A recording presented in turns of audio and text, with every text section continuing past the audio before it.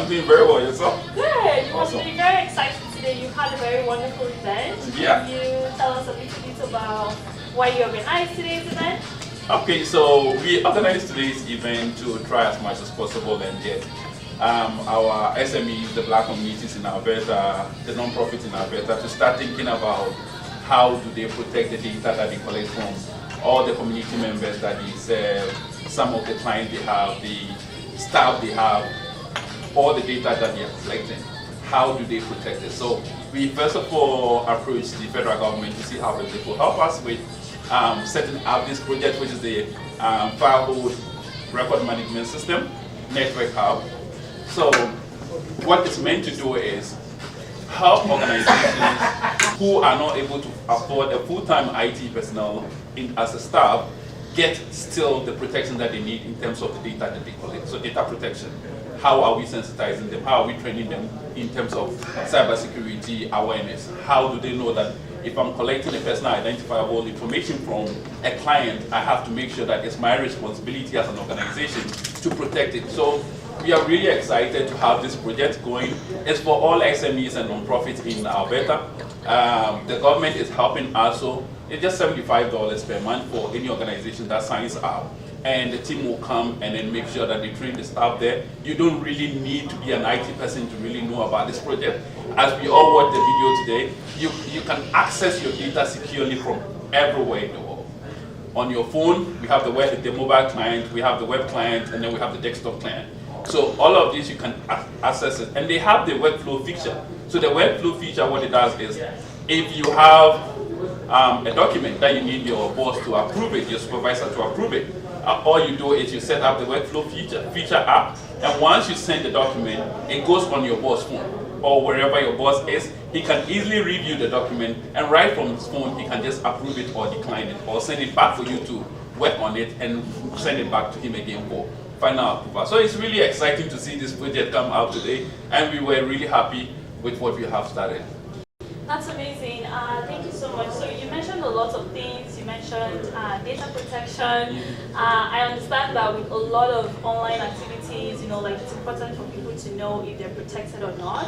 So it's really amazing to hear that. So you also mentioned $75 price. So is there room to negotiate that amount? Do you think if somebody were to come to you and they don't have $75, do you think that there's a way for you to kind of beat that amount down? See, okay, so no, and I have to be straight here, because if you look at hiring a full-time IT professional, you might end up paying the professional maybe about $6,000 a month minimum. I'm in the industry, I'm a cybersecurity professional, so I know how these things work.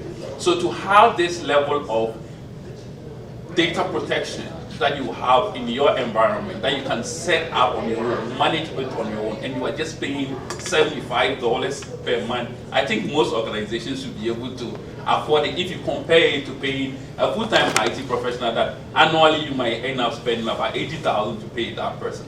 One thing that we wanted to do initially was to negotiate and see if we could make it totally free for the SMEs and then the Black-led community.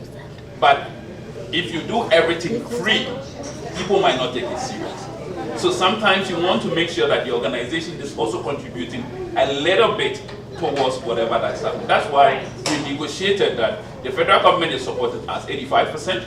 You, the organization, you only pay 15%. That's amazing. Thank you so much. I think one last question. Aside from data protection, I know that technology is very expensive. So are there any, are you looking at, what are your future plans? Are you looking at adding more services, or are you just going to focus on data protection? Okay, so the future plans here is there are two phases to this project. So the first phase of the project is providing the software for organizations in Alberta. The second phase is the training piece. So as part of the training piece, we are going to empower the BIPOC communities in cybersecurity so that they can go out there and also empower other people within the community. So there are two phases to it. The software piece, and then the long-term goal, after 6 months, we're going to set up, we are in the phase of setting up a training center where when people finish school, even if you finish a diploma course, sometimes it's really difficult to get into the job market because most of the time they will say you need 5 years experience, 6 years experience, 10 years experience before you be able to get into the job market.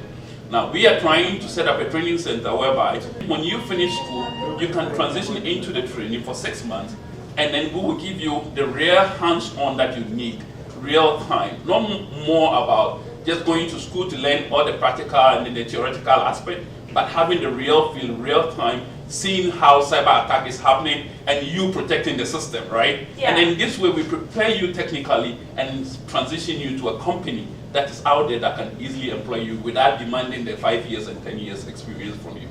Great, that's amazing. Thank you so much, Patrick. So this is Patrick, the organizer of this amazing event. If you're a non-for-profit, if you're a small business, just looking for data protection, it looks like Patrick has everything you need. So yeah, thank you. Thank you. Thank you, Judith. Thank you. Nice having you. Yeah.